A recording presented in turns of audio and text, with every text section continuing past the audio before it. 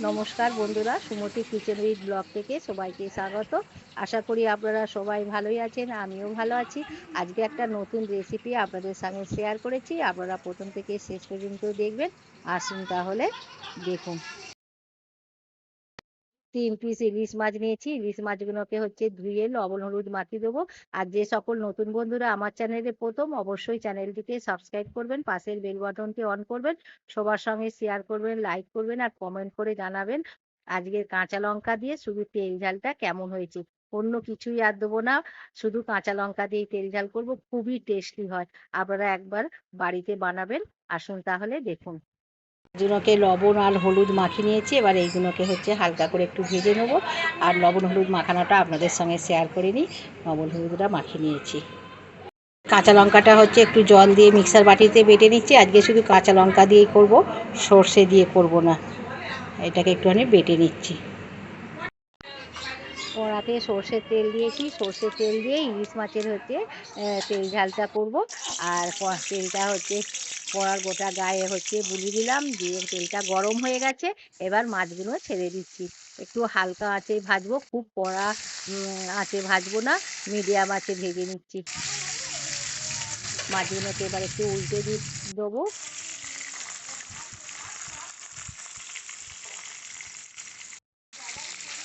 এক পিঠ উল্টে দিচ্ছি।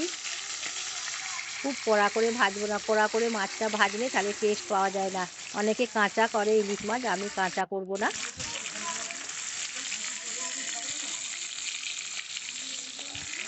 মাছগুলোকে উল্টে দিয়েছি। এবার তুলে নেবো।